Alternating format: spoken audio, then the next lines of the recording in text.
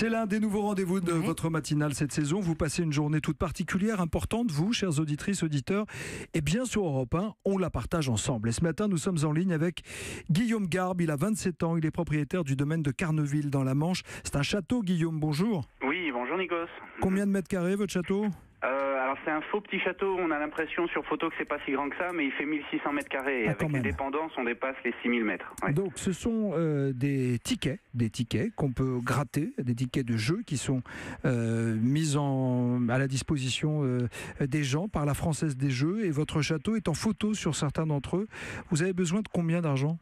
Alors en fait, on a découvert il y a maintenant 2 ans une invasion de mérules, qui est un champignon qui dévore le bois. Résultat, le champignon attaque plus de 1000 mètres carrés de l'édifice. Alors il y a à peu près pour 1 million d'euros de travaux.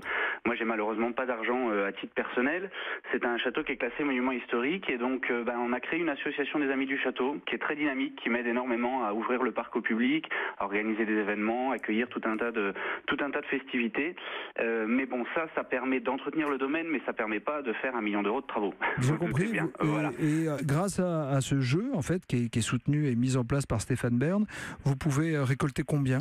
Alors, en fait, on atteint normalement 490 000 euros, ce qui nous permet de sauver le bâtiment d'un point de vue sanitaire, c'est-à-dire faire tous les travaux d'urgence et lui assurer 250 ans de vie supplémentaire. Et pour le reste, vous faites appel à des mécènes, j'imagine ? Eh ben voilà, j'ai un partenariat avec la Fondation pour les monuments historiques et la demeure historique.